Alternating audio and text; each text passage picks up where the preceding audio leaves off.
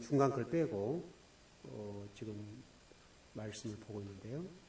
오늘 좀 내용을 보니까 오늘 내용 샌드위치 구조에 어떻게 되냐면 이렇게 좀 보시죠.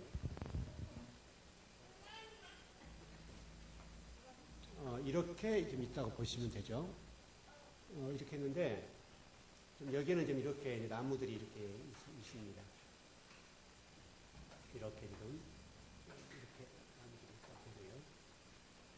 그다음에 지금 여기는 네 강이 있죠.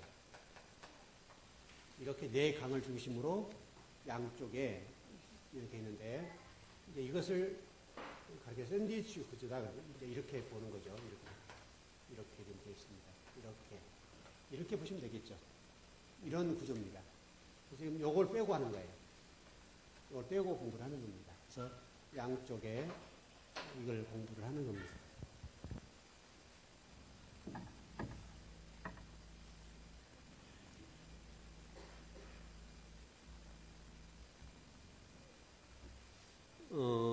우리가 지금 이 구조를 통해서 공부를 해볼 건데요.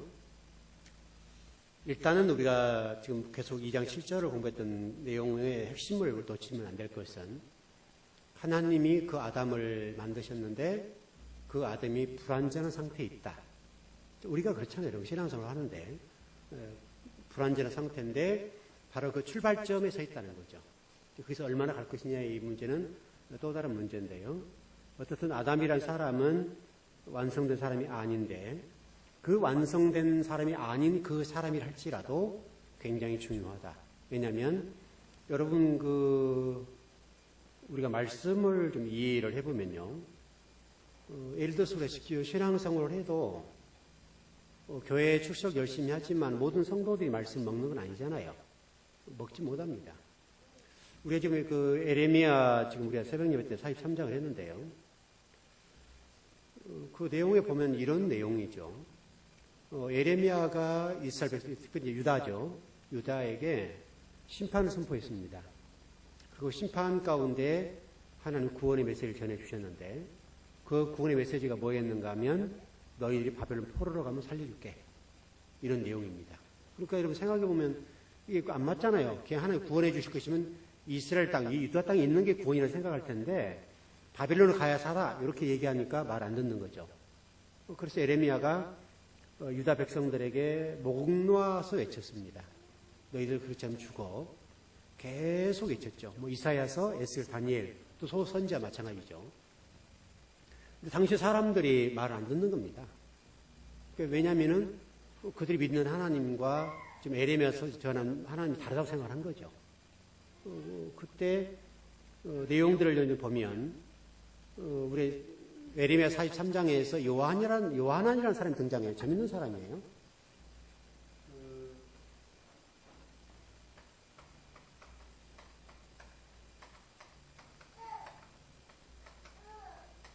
이 사람이 등장해요.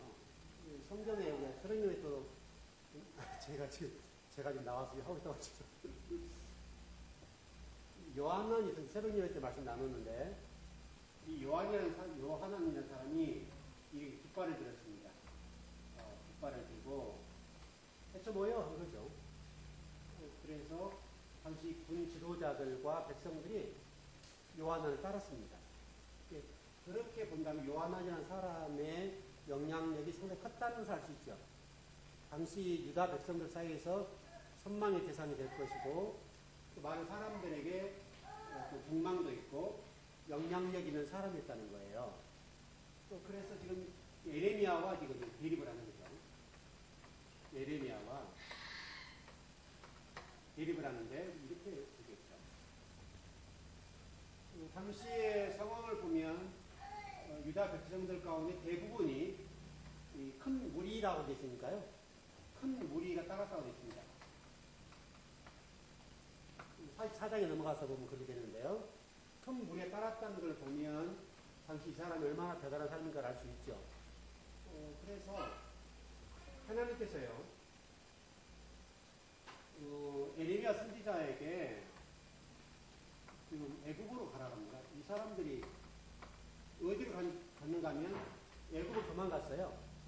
요한의 말을 듣고 에레미야가 그지 선지하니까 우리 도망가자 이래가지고 애굽으로 도망갔습니다. 이게 애굽이에요. 애굽으로 도망갔는데 하나님께서 에레미야 선지자를 애굽으로 파송합니다. 보내가지고 요하난과 큰 무리에게 메시지를 전합니다. 너희를 빨리 도망가, 그 얘기를 하는 거죠. 너희를 도망가지 않으면 죽는다. 칼과 기근으로 죽일 것이다. 이렇게 성경이 구체적으로 칼, 기근이라는 말이 나와요. 칼과 기근으로 너희를 죽일 테니까 빨리 애굽을 피해서 도망가. 도망가면 살려줄게. 이렇게 얘기합니다. 그때 여러분 요하난이라는 사람이 뭐 구체적으로 다 나와 있지 않습니다만은 뭐라고 얘기했겠어요? 에레미야 말 듣지 마라. 거짓말이야. 라고 얘기했단 말이죠. 그러니까 그러면서 얘기하는 것이 44장에 넘어가서 얘기하는 거 보니까 당시 하늘 여왕이라고 되어 있습니까? 성경에 하늘 여왕으로 되어 있죠. 하늘 여왕을 믿었는데 하늘 여왕을 믿으니까 풍부한 복을 받았다고 얘기를 합니다. 풍부한 복을 받았는데 왜 하나님 너희들이 에레미야 말을 듣겠냐? 그동안 에레미야 말을 듣고 하나님 믿는 사람들은 힘들었다. 이렇게 얘기를 하는 거죠. 모든 큰 무리들이 하늘 여왕의 말을 듣고 풍부한 복을 추구합니다. 그때 하나님께서 내가 너희들에게 수치와 모욕거리와 조롱거리가 되도록 할 것이다. 라고 말씀하시면서 이들을 죽입니다. 하나님 죽이시는 거죠. 자, 그래서 굉장히 주목할 부분은 지금이나 과거나 할 것 없이 하나님 말씀을 듣는다는 것이 복이다. 지금요. 지금도 동일합니다, 여러분. 지금도 성도들 신앙생활 하면서 사람의 말에 귀를 기울이면요, 그 결국은 심판이 되는 것이죠. 그래서 하나님 말씀을 듣는 것이 굉장히 복입니다. 그래서 여러분들은 이 요하난이라는 사람이 당시에 유다 백성들을 애굽으로 끌고 갈 정도로 막강한 힘을 가지고 있었는데 에레미야의 말보다도 요하난의 말을 듣고 애굽으로 큰 무리가 갔다는 거예요. 그래서 하나님이 그들을 칼과 기근으로 죽이십니다. 이 장면이 나와요. 그러니까 우리가 여러분 말씀을 듣는다는 것이 얼마나 중요한지 몰라요. 아무나 이런 말씀 듣는 거 아니에요. 여러분에게 하나님의 영이 거하지 아니하시고 하나님의 은혜가 거하지 아니하시면 하나님의 말씀이 들려지지 않아요. 여러분 이것을 믿는다는 것이 얼마나 복인지 몰라요. 최고의 복이 뭐냐면 하나님 말씀을 들을 수 있는 복이요.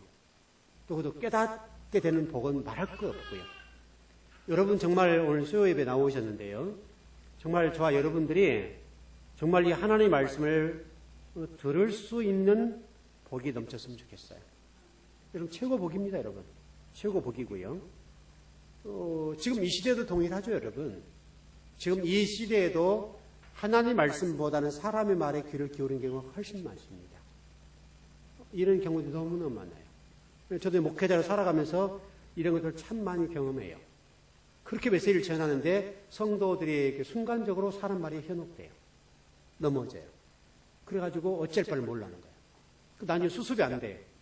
나중에 와서 목사님 이렇게 찾아요. 만일에 예를 들어서 어떤 그런 일이 있으면 먼저 물어봐야 될 거 아니에요.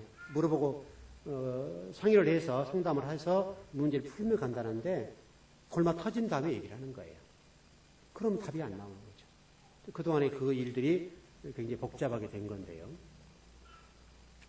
여러분이 하나님 말씀을 듣고 그 말씀을 따라 걷는다는 자체가 굉장히 중요합니다. 동시에 우리가 한 가지 놓치지 말 것은요. 제가 여러분 이미 설명을 드렸던 대로 지금 이 상황이요. 이제 에덴 동산 얘기가 나오기 때문에 조금 헷갈린 부분인데 한 가지 놓치지 말아야 할 게 있어요, 여러분. 여러분 창세기라는 말씀은요.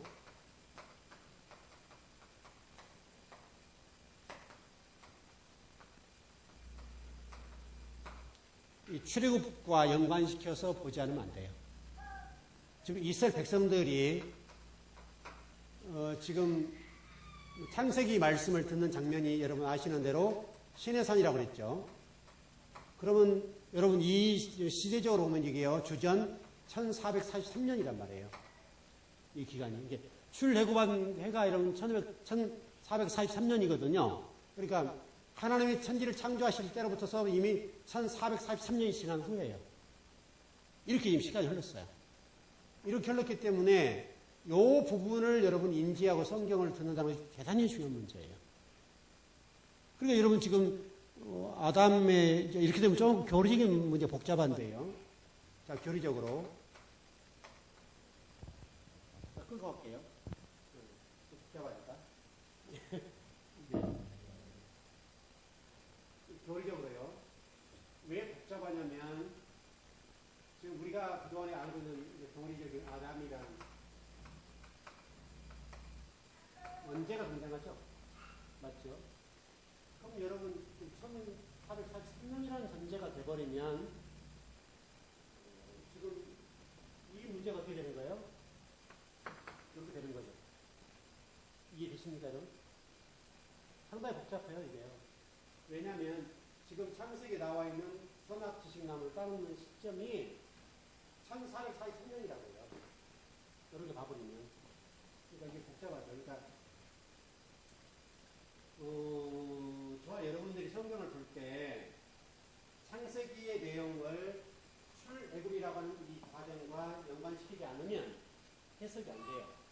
해석이 되더라도 바로 해석이 될 수가 없어요. 그러니까 창세기와 출애굽기는 이렇게 보시면 되죠. 출애굽 시내산 밑에서 지금 얘기하는 건데 시내산 밑에 있을 때 창세기 내용이 뭐냐면 창세기요. 하나님은 누구신가? 그 다음에 인간은 누군가? 요 얘기거든요. 창세기 전체 내용이 이 얘기를 하는 거예요. 하나님은 누구시며 인간은 누군가? 누구인가? 요 얘기를 하고 있기 때문에 창세기 내용에서 이 두 가지의 주제 하나님 어떤 분이신가? 누구신가? 어떤 분이신가? 그다음 인간은 누군가라고 하는 이 부분을 참조하고 창세기를 보셔야 돼요. 그래서 하나님이 인간을 성전 삼으시겠다. 이런 게 되는 거죠. 그게 하나가는 거죠. 성전을 삼으시겠다라고 얘기하신 것이고 1443년이기 때문에 이 시내산 밑에서 이 수명을 그린 대로 성막이라고 했어요. 성막이라는 구조를 놓치시면 안 됩니다. 이 성막이라는 구조로 에덴 동산을 보셔야 됩니다. 문자적으로는 처음이라고 볼 수 있겠죠. 그러나 출애굽이라는 관점으로 창세기를 쳐다보지 않으면 성경이 풀려지지 않습니다. 푼다 하더라도 지금 상당히 좀 복잡하게 풀리게 되는 것이죠.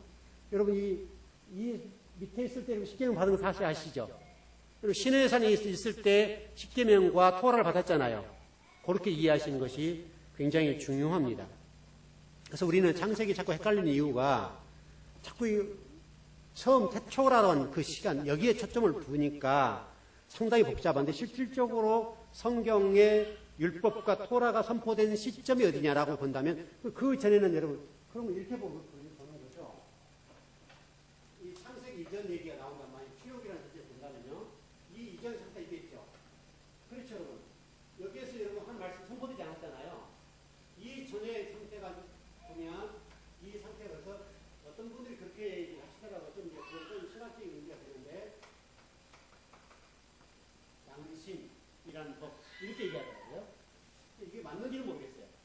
왜냐하면 이때 당시에 사람을 이렇게 규정할 것이냐 예를 들어서 이렇게 볼 수도 있겠죠. 만일에 이 땅을 살아가는 성도 가운데 예수 그리스도에 대해서 한 번도 복음이라고 하는 관점으로 접근하지 못했다. 듣지 못했다. 그럼 어떻게 할까요, 여러분? 지금이야 물론 이제 다 그런 시대는 아닙니다만은 지금도 이런 오지 같은 데는 예수 그리스도가 어떤 분인지 누구인지 소개를 못 받을 수 있겠죠. 그렇잖아요. 그러면 하나님은 공의의 하나님인데 복음을 받아본 적이 없거나 들어본 적이 없는 사람들 어떻게 할 거예요? 그런 문제 발생하죠.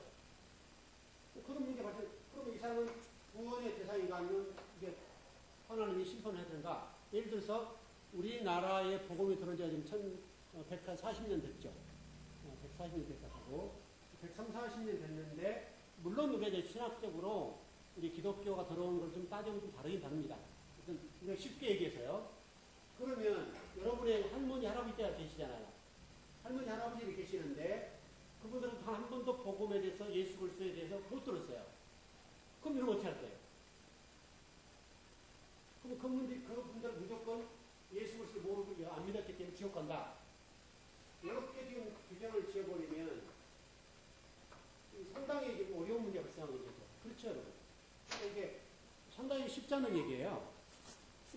왜냐하면 여러분의 할아버지, 할아버지 때로 쭉 올라가서 한국이라는 한인민족, 한민족 속에서 복음이 들어오기 이전에 살았던 우리의 선조들, 이분들에 대해서 그러면 어떤 분은 어떻게 할 것이며, 복음을 한 번도 들어본 적이 없는데 그 사람들을 심판한다.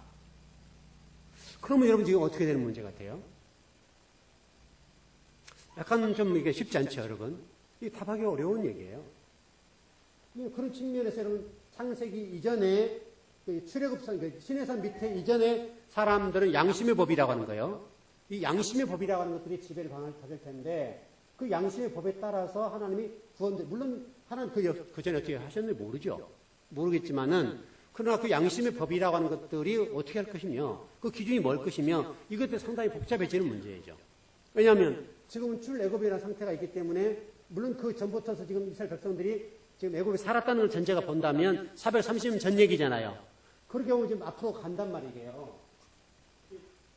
이게 창세기라고 하는 출애굽기랑 똑같은 관점을 볼 때 이 430년이라는 전제가 앞으로 당기지 않을까요? 그렇죠? 당기지 않을까요? 이들 출애굽시켰으니까. 그러니까 애굽이라 본다면 이 사람들 430년 동안 살게 하다가 출애굽시켰다고 본다면 그게 시내산이란 말이에요. 그럼 이 전부터서 어떤 하나님의 나라와 진리 말씀들이 선포되었을 것이라고 본다. 그러니까 구전으로 전해지겠죠. 구전으로.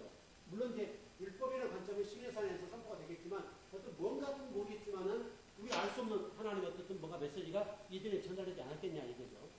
그렇게 볼 수 있겠죠. 왜냐하면 당시에 애굽이라는 나라가 당시에 지배할 때니까 그 지배한 그 나라 속에 하나님이 이스라엘 백성들을 집어넣었다는 전제가 되잖아요.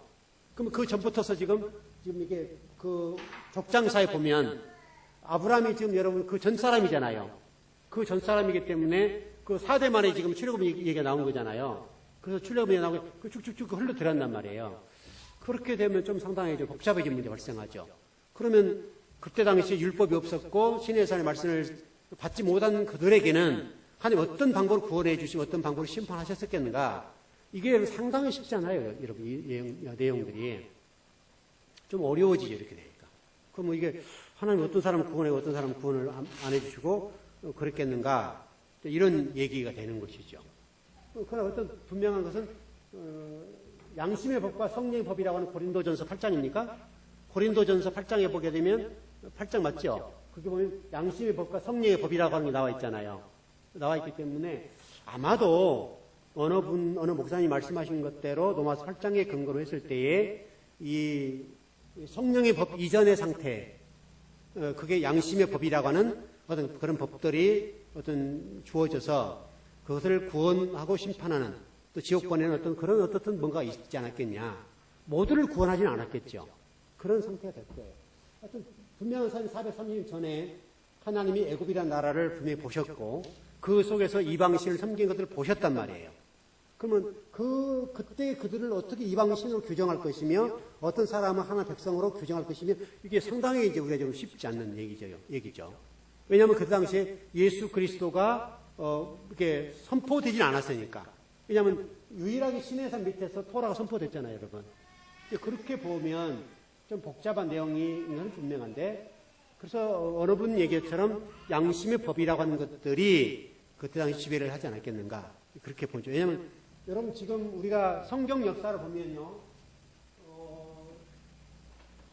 여기부터 본다 그러냐? 이렇게 볼 때 지금 현재는 6천년을 보잖아요. 6천년을 본다고요. 근데 여러분 그 과학자들이 나와서 얘기하는 건 수십억 년 전 이런 얘기가 나오죠. 이게 상당히 좀 복잡해지죠. 이게 지금 과학의 어떤 근거에 따라서 어떤 분은 뭐 2억 년 전 이렇게 얘기도 하시고 또 어떤 목사님들도 그분들의 어떤 주장을 따르는 분도 있단 말이에요. 그 전에 우리가 족장사 그런 상태에 있을 때는 그 연도 계산이 쉽지 않고 이런 것도 상당히 좀 쉽지 않아 보이는 것들이죠. 그래서 어느 분들은 지금 성경 역사를 성경의 첫째 날, 둘째 날, 셋째 날 이런 얘기들을 그 1년을 그냥 뭐 천년으로 보기도 하고 뭐 복잡하기도 하는데요. 어쨌든 이러저런 학설은 있고 주장이 있어요. 어쨌든 우리는 일단 복잡한 이게 연도 중요한 문제 아니죠. 여러분 수십억 년쯤 어떻고 수백억 년쯤 어때요? 우리는 그냥 6천년이라는 관점을 보고 하나님 어떻게 역사를 이루어 가시고 어떻게 우리를 만들어 가시는가를 그냥 보자 이거죠. 이제 그게 굉장히 중요하고 중요한 것은 이런 역사 속에서도 모든 걸 주관하신 분은 하나님이시다. 모든 걸 주관하신 분. 하나님이 모든 걸 주관하신 분이다. 아담도 만드실 때에 레프시 하이, 레시아마 하이라고 하는 생기를 집어넣어서 이 하나님은 살아있는 혼으로 만드셨는데 그 모든 것 가운데 중심이 하나님이시다. 이렇게 하나님이 모든 역사를 주관하시고 인생을 주관하고 계신다. 이것만으로 놓치지 말자고요. 여기에 복잡한 것들은 놓쳐버려요. 아무 관계없죠. 그래요. 지금 현재가 중요한 문제지 과거 수천 년 전에 이루어졌던 이런 일이 중요한 문제가 아니잖아요. 그건 거울과 경계일 뿐이지 우리와 하던 관계가 없어요. 다만 공부 얘기 때문에 공부를 하는데 하나님이 저와 여러분들에게 모든 것의 주인이 되시고 모든 주체로서 역사와 우리를 이렇게 운행해 가시고 계신다. 이것만은 분명합니다. 저와 여러분, 하나님이 저와 여러분들에게 은혜를 주시고 말씀을 듣고 깨달을 수 있는 은혜를 주실 때 그 말씀이 들려지고 깨달아진다. 그 문제는 하나님의 주관적인 문제, 주체, 이 문제가 굉장히 중요하다. 여러분과 제가 신앙생활을 놓쳐서는 안 될 것은 뭐냐면 종교라고 하는 것은 뭔가를 우리 인간이 이루려고 그래요. 여러분 다 종교를 보세요. 여러분 불교도 똑같습니다만은 불교나 기타 모든 종교들이 인간이 뭔가를 이루려고 하는 거예요.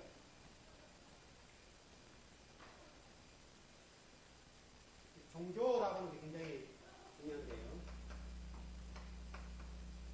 종교는 인간이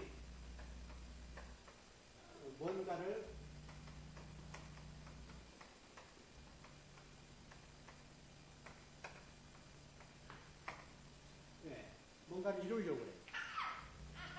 우리는 믿음에 관해서는 설명을 드렸습니다. 바로 믿음 문제 때문에 제가 그렇게 설명하는 거예요. 믿음이라는 것을 설명을 드릴 때 믿음은 누구의 믿음으로요? 그리스도, 예수 그리스도의 믿음으로. 이렇게 설명을 드렸죠. 예수 그리스도의 믿음으로. 곧 이 얘기는 인간이 뭔가를 이루려고 하는 그 무엇은 개입할 수 없다. 일반 종교와 다르다는 것을 설명합니다. 바울 서신에서 이 부분을 굉장히 강조해요. 그리스도의 믿음 때문에, 그리스도의 믿음으로 때문에 똑같은 얘기인데, 믿음 때문에. 이게 중요한 문제예요.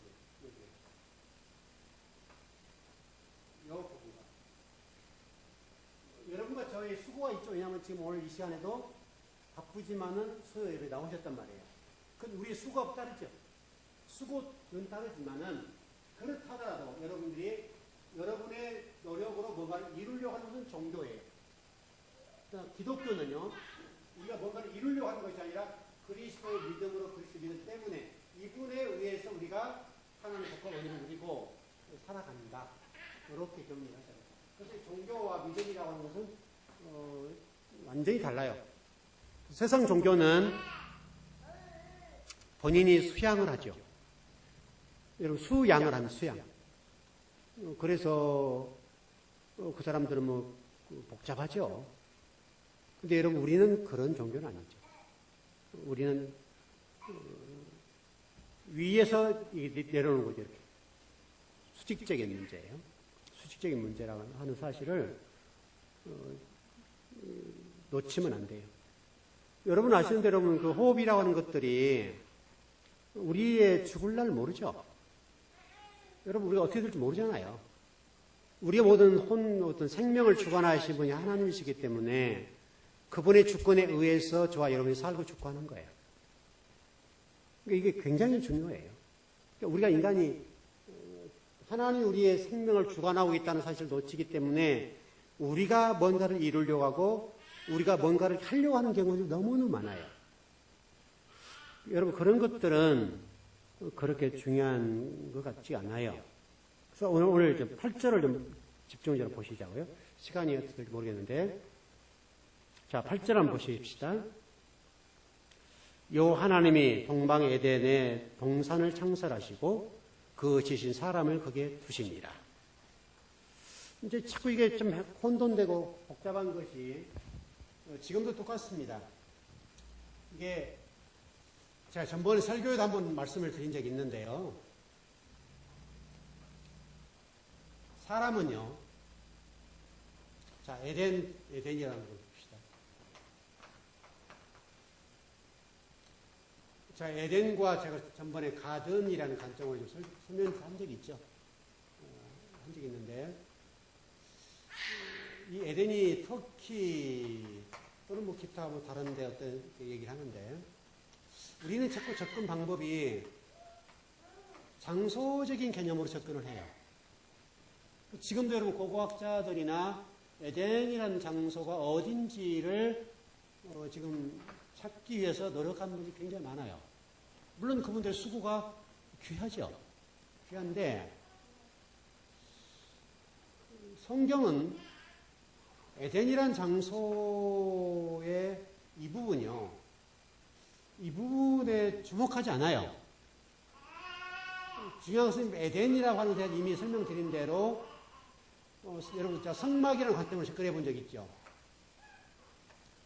이렇게 돼 있어요, 원래요. 구조가요. 제가 좀 더 설명을 더 드리겠습니다만, 여기가 동쪽이고요. 여기가 서쪽입니다. 이런 구조예요. 그러니까 우리가 에덴이라고 하는 것을 뭐 터키나 기타 어떤 장소라고 이해하고 찾게 되는데요. 참 이것은 상당히 좀 어려운 얘기 같아요.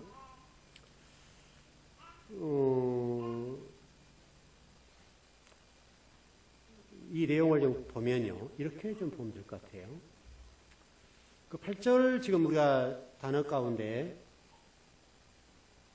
출발점이요. 시작한 단어가 뭐냐면 히브리어로 라타라는 단어인데요. 라타라는 단어가 동사예요.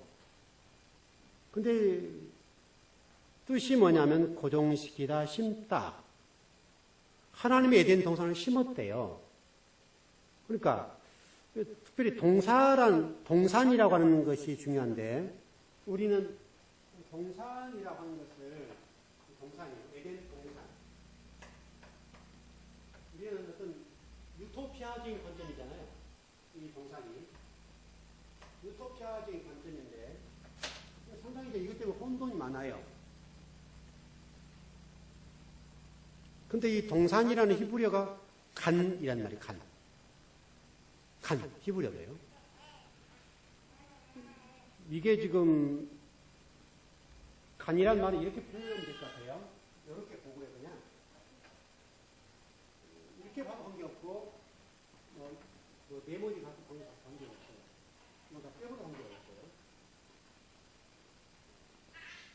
간이 뭐냐면, 우리가 칸막이라는 말 하죠. 칸막이. 사무실에 칸막이가 있죠. 그 얘기가 똑같은 얘기예요. 간이란 말이, 이게 굉장히 중요한 말이에요.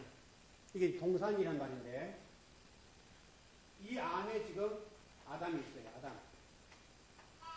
인류가 있는 거죠. 인류가 있는데 이 간이란 히브리어인데 간이란 말은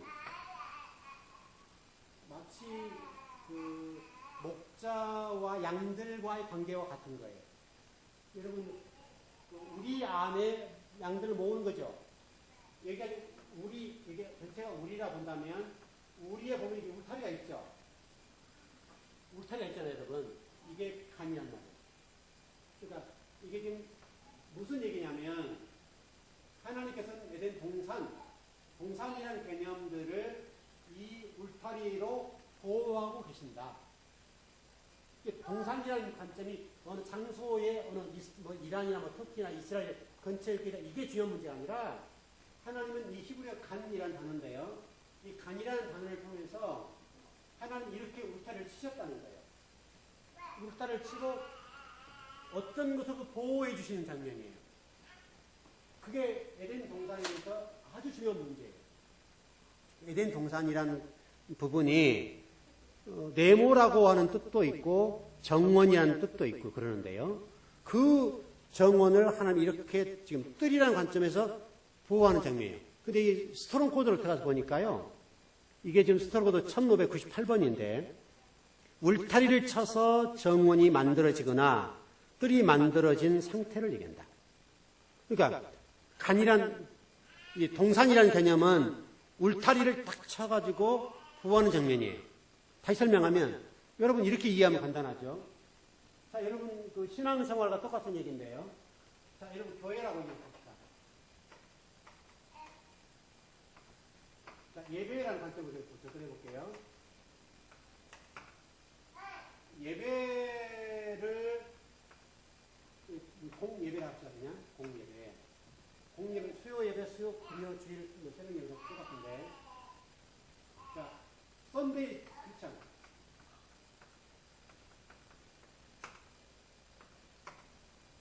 이렇게 봅시다. 이분들이 신앙이 잘하던가요? 안 잘하죠? 놀랍게도 믿음은 들으면서 난다는 말이 중요한 말인데, 수요, 금요, 새벽 예배, 주일 오후, 새벽 예배를 빼더라도, 어쨌든 간에 예배에 꾸준하게 나와서 하는 말씀을 듣는 성도들과 그렇지 않은 성도들과는 달라요.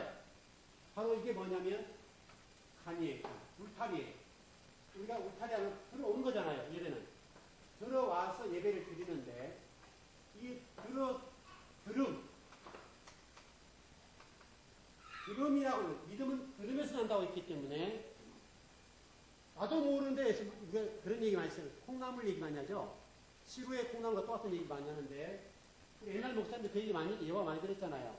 여러분 콩나물 시루에 물을 주면 물이 그대로 쏙 내려오래.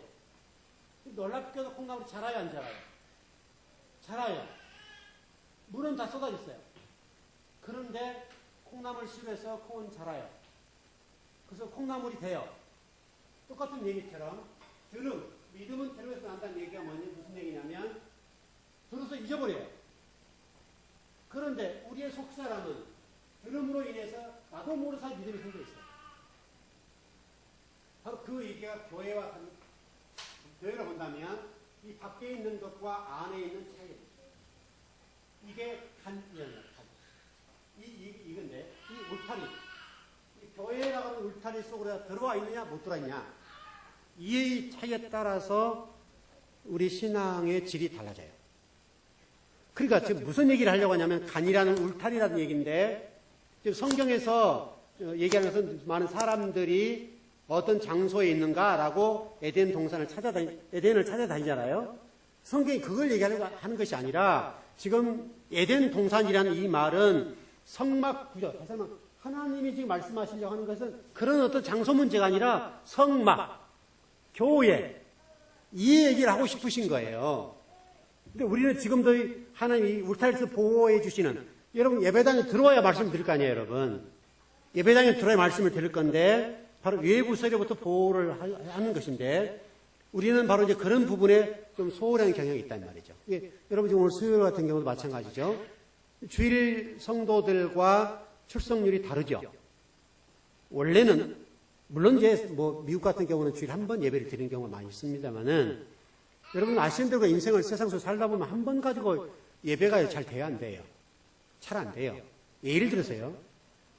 우리 전사님도 아마 설교를 아마 해보시면 앞으로 알 텐데, 설교를요 하다가 한 달만 중지해 보면요, 한 달만 중지하면 혀가 달라요.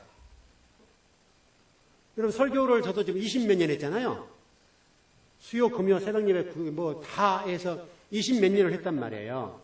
그렇다더라도 한 달만 설교를 하지 않으면요, 제가 혀가 자유롭지가 않아요. 하나님 말씀이 술술술 나오지 않는다고요.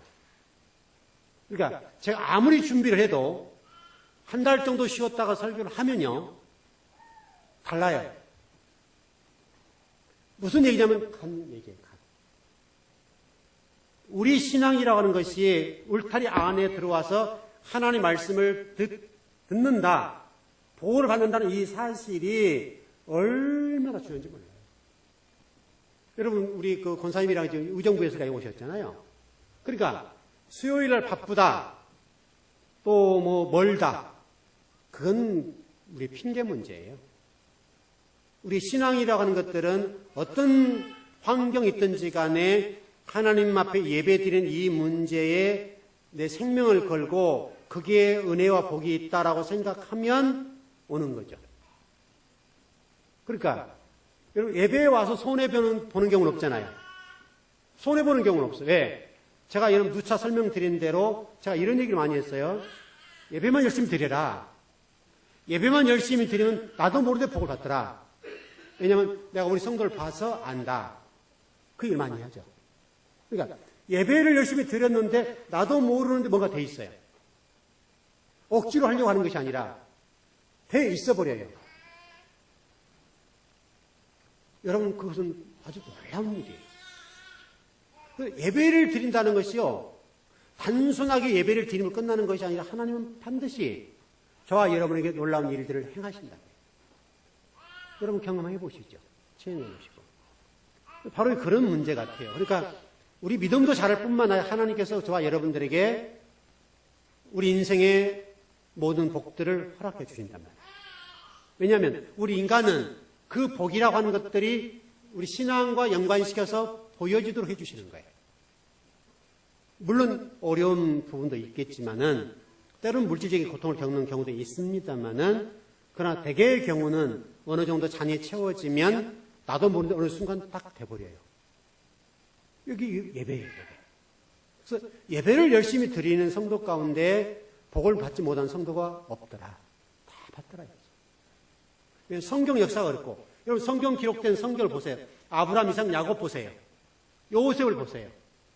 기타 여러분 성경에 등장하는 수많은 사람들을 볼 때에 예배를 열심히 드렸는데, 여러분 아브라함 같은 경우는 316명입니까? 숫자가 좀 왔다 갔다 하는데 316명이에요? 하여튼 그 정도 되죠? 316명, 17명인지 모르겠는데 그 인원을 종으로 거느릴 정도예요. 노예. 여러분, 지금 빌 게이츠 같은 분이 그럴까요? 노예를 그 정도 거느릴까요?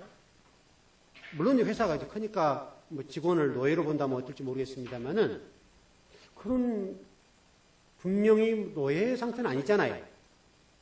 그 정도 본다면, 왜 집 안에 와서 아브라함을 섬기는 자들이기 때문에 지금 개념은 좀 다를 수 있겠습니다만은, 그렇게 많은 사람들이 아브라함 노예가 되고 그들이 롯이 소돔 고모라 땅에서 어려움을 겪을 때에 여러분 전쟁터에 나가잖아요. 그 정도로 막강한 힘을 가지고 있었던 아브라함이라고. 근데 여러분 아시는 대로 아브라함을 보세요, 여러분. 롯과 아브라함 사이에서도 여러분 보세요. 롯은 좋은 거를 향해 갔는데 하나님 음성을 안 듣고 간 거잖아요. 근데 아브라함은 하나님 음성을 들었죠. 근데 간 땅이 척박한 땅이에요. 그 척박한 땅이 놀랍도록 하나님 그 땅에 복을 부어버리니까 아브라함이 가서 그 땅에서 복을 받아버렸어요. 여러분, 이런 일들은 지금도 얼마든지 일어날 수 있어요. 지금도요. 여러분과 제가 신앙생활이라고 하는 것이요, 단순하게 여러분들 예배 드리고 끝나는 것이 아니라 예배를 드림으로 여러분의 신앙이 자랄 뿐만 아니라 여러분 자신과 여러분 후손들에게 하나님의 복을 주신다는 거예요. 그거 분명하죠? 그래서 에덴 뜰 안에, 여러분 에덴 뜰 안에, 에덴 안에 뜰이라는 말이에요. 에덴 안에 뜰에 와서 있다는 자체가 너무나 중요한 거예요. 여러분이 예배당 안에 와 계신다는 것이 너무너무 중요한 거예요. 현대가 가면 갈수록 예배를 폐하고 예배 드리는 걸 소홀히 여기잖아요. 그리고 지금 성도들도 오랜 신앙 생활을 하는 성도들 가운데도 예배를 소홀히 하는 경우들이 너무 많아요. 세상을 의지하고 사는 성도 많은데, 여러분들은요 어찌하든지 간에 예배 드리는 일에 있어서는 절대 양보하지 않았으면 좋겠어요. 진짜예요. 하나님은 예배하는 자를 찾고 계시기 때문에 에덴 안의 정원, 에덴 안의 뜰, 그 속에 여러분 있냐 안 있냐 이 문제예요. 그러니까 이미 제가 설명드린 적, 이렇게 설명드린 적이 있어요. 전번에 어떤 원으로 설명드린 적이 있는데 에덴이라고 하면 이게 뜰이라고. 지성소에 있는 에덴, 이 전체가 에덴인데 그 중앙이에요. 여기에 내가 속해 있느냐 아니냐 문제가 너무 중요해요.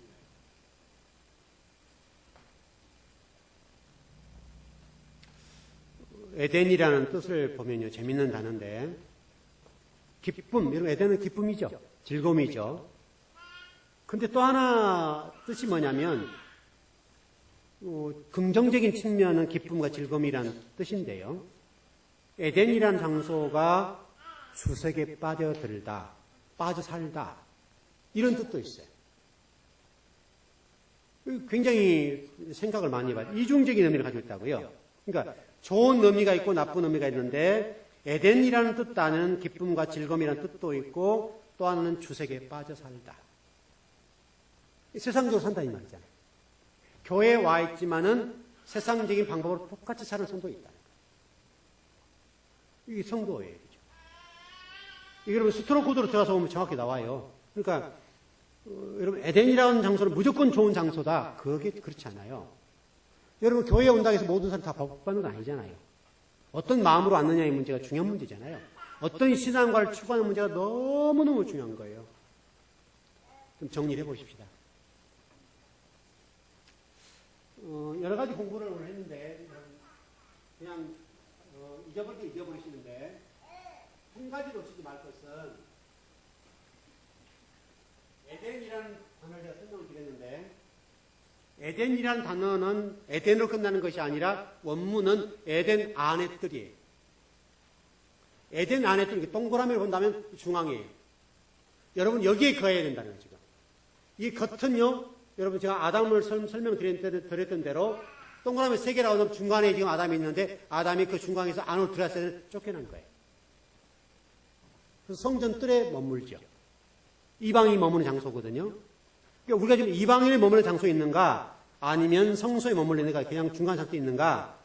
그 중간 상태는 세상도 교회도 펄티를 넣죠. 그래서 여러분 갈멜산 전투에서 엘리야가 얘기하죠. 너희들 하나님은 하나님, 이방신 이방신, 바알신을 섬기든지 하나님 섬기든 해라. 양쪽에 걸치지 말라는 거예요. 똑같은 얘기에 다요. 그러니까 성소라는 개념으로 보게 여기 성소에 거하면서 지성소에 한 발, 세상에도 한 발 이렇게 된단 말이죠. 그 얘기를 하는 거예요 지금요. 그래서 여러분들은 어쩌든 간에 진리 말씀 따라서 뜰로 들어가십시오. 에덴 안에 뜰로 들어가시라고요. 에덴 안에 뜰, 그 안으로 들어가시면 그 안에서 놀랍도록 저와 여러분들의 복을 주실 거예요. 그 복은 누구도 따라올 수가 없고 여러분 그 복을 빨리 받으셔야 돼요. 근데 이건 예배 문제예요. 예배 문제. 예배를 잘 드리고 예배를 부지런히 채워야 돼요. 그러면 하나님이 그 예배를 드린 자들을 통해서 한 일을 하세요. 역사를 하세요. 하나님은 그 영혼들을 통해서 하나님 나라를 세워가요. 여러분 교회 성도가 굉장히 많이 있어서 그 성도를 하나님 나라와 어떤 의를 이룰다고 보는데요. 그러지 않습니다. 교회는 언제나 극소수예요.